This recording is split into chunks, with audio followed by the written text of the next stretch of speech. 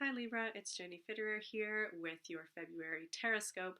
I have a single card for you for the month of February. The first 2/3 of the month is Aquarius season, and then towards the end of the month we will have Pisces season. I do have a little bit of a cold, so if I'm a little sniffly or groggy, bear with me. And the card that I have for you this month is, let's see, 1, 2, 3, 4, 5, 6, 7, the Seven of Wands reversed.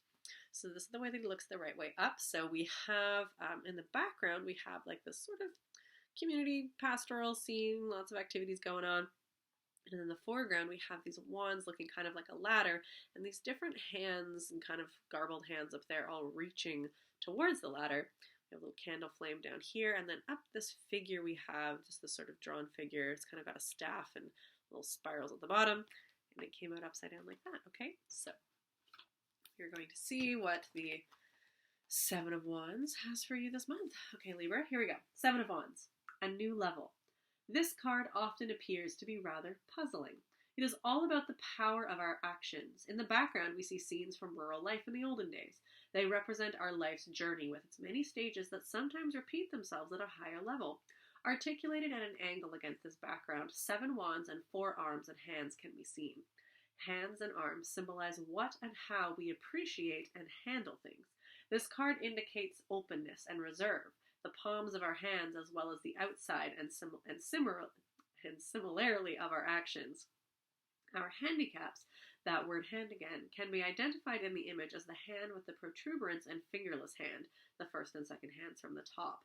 When arms and wands lie across our life's journey, they indicate that we do not have to accept what is being handed to us. We are being encouraged to march to the sound of our own tune and shine our own light. Yet we are warned not to put up any unnecessary resistance towards life. The thin blue figure on the right shows that we all possess roots that reach deep into the earth. See the spiral at the foot of the blue figure. We possess tools that enable us to reach for the stars. See the crutch or pincers that elongate the right hand of the figure. We are always on an evolutionary journey. We constantly learn to deal with complex tasks and handle our energies. The 7 wands arranged one above the other represent a ladder with 7 rungs, a Jacob's ladder which bridges the gap between heaven and earth, between our wishes and reality. Practical advice. All existing facts can be changed by your actions, but doing just for the sake of doing and morbid ambition will only harm you. It is of utmost importance to reach a new level and to use your power wisely and in a relaxed manner. Okay, so this card, what I'm feeling with this one is this idea of a new level, and we're seeing these ladders. Okay, this idea of climbing to the next level. When we think of it as this linear thing, a lot of the time we think of levels or upgrades. It's like we're going up. There's a path and it looks different. It's always going to look different from where I was.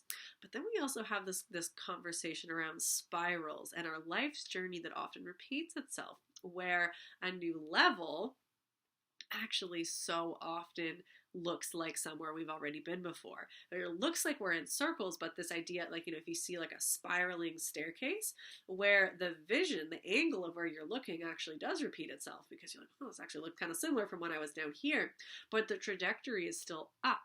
But it's not this one path where everything, like, it feels like it should be straightforward. A spiral is like, I'm going backwards, I'm going forwards, I'm going backwards, I'm going forwards. It has this kind of feeling of like, oh God, like, instead of, which is actually significantly more reflective of our life than this like forward linear, always going in one direction. Our life meanders, takes twists and turns, and brings us back and spirals and brings us lessons again. So one of the things that can happen is we can really miss when we actually are at next level, because it looks like somewhere we've already been before, and we can mistake that for just going in circles, for a circle that's actually not spiraling and going anywhere. And we get really discouraged. We're like, oh, I thought I dealt with this again. Oh, I've been here before. Oh, I'm right back to where I started. Oh, it's like nothing ever changed. Oh, I thought I was better than this. I thought I was stronger than this. I thought I was smarter than this. Instead of recognizing that you're never back where you were before, because you have all of the life experience that you've had in between from being in that stage that looks similar to now. So even if a spiral comes back around, even if a life lesson is handed to you again, even if what seems like the same catastrophe or the same breakdown is happening, it's just another opportunity to choose differently, or to choose the same, to choose in a more and more empowered way, because you've had all of this experience now. What you didn't have the last time you were at that problem was the experience of having that problem in the first place. By the time you get to another one, we spiraled around, you remember what you did then. You have agency, you have experience. You can choose again, you can choose the same thing, you can choose different, whatever it is. It's not the same thing. But we can be so cheated in thinking that progress looks like a straight line, that progress looks like the ladder straight up, and that we should always be somewhere different and it should always look unfamiliar. Honestly, we'd freak out if every time we got to a new level it was completely unrecognizable. We'd panic because we don't actually want to be in totally uncharted territory all the time. That's scary. Sometimes a little familiarity is really helpful. It helps us know that we're safe. It helps us know that other people have been there before. It helps us employ our experiences and gain confidence because we have some mastery. So actually, when we feel like we're just experiencing something new again, take that as both a gift and an opportunity. A gift that actually things do come in waves, and your experiences of the past are relevant because look, our problems actually often follow similar patterns. So you do have skill sets that you can help you with this time. It's not all new. Your life and your experiences have a lot of value. You can employ them now. And it's also an encouragement that, yeah, you get to try something new. It's not the same thing. This is actually what I generally, personally, don't love when people, especially in esoteric, astrology, self-development sort of things, are always constantly fixated on level up to the new level, level up. You know, you're gonna evolve. It's gonna be like it feels like this, honestly, kind of like the capitalist, like, get better, stronger, faster, optimum performance, get the achievement, get the video game dopamine, and so I tend to resist using language that always sounds like, you have to be leveling up. That sounds really exhausting. But in this case, this card is really, it's showing that it's talking about levels as in spirals, and so that leveling up does look like this kind of cyclical pattern. And so I'm not talking about leveling up as in like a value judgment, as in to level up is better. Where you were before was worse. You have to escape where you were, and you have to level up in order to be a good person or to prove something to yourself or to everybody else. That's not what I'm getting at. The new level is really, it's not, because it's not this linear path. It's not from bad to good, and that you have to level up. It's just the different life stages and life choices that you're making. It's just being on a new level is in a new perspective, a new place, a new experience.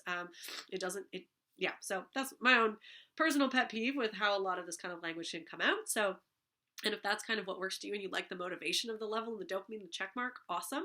As long as you know that that's because that's a joy and something that motivates you, instead of this fear punishment base of like, I'm a terrible person if I don't level up, if I don't do the work. So take that, whatever feels valuable for you in that scenario, to encourage you on the journey, to give you the energy of encouragement rather than the kind of false scary energy of shame. So I do hope that imparts itself for you. So the first 2/3 of this month is Aquarius season, and Aquarius actually really does land with this level of the new level.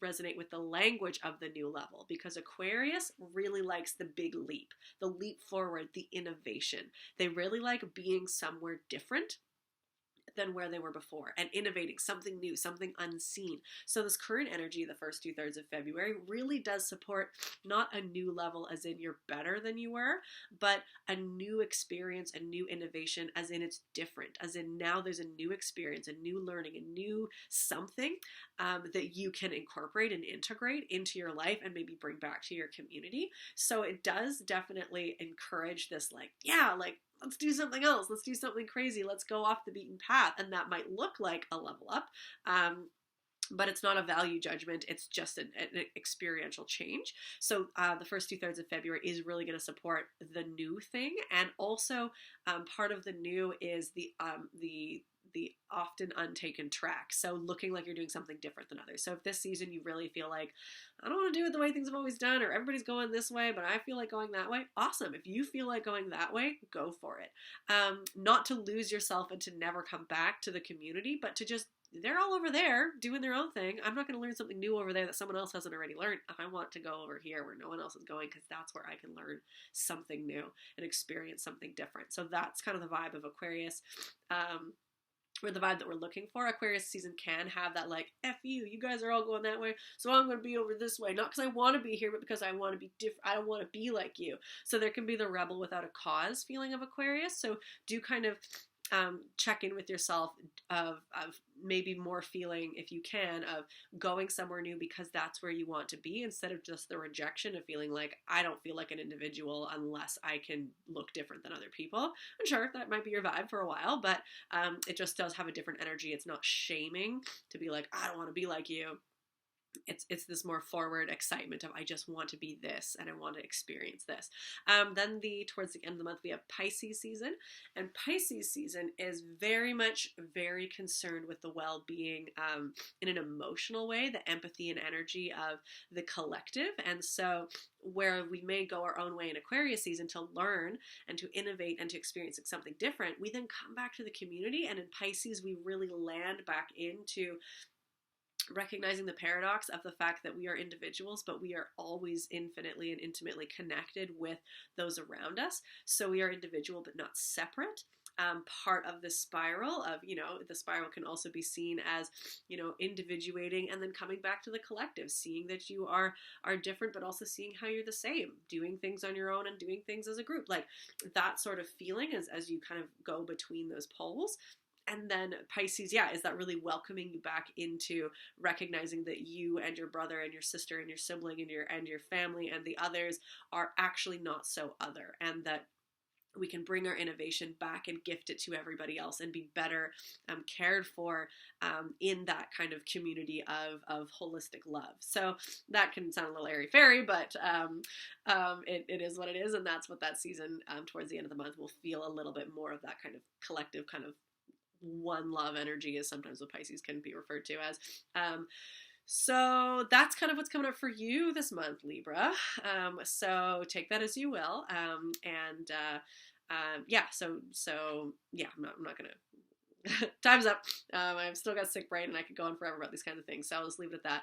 If you do want a little bit of additional support, the Aquarius season Pay What You Can forecast is up and available on the YouTube channel. I do appreciate all donations. They really do help me keep making this content. And there's a lot of really excellent information on some of the transits and what's going to be different this season as opposed to some of the last seasons. So do check that out. I wish you a wonderful February, Libra, and I will see you next month.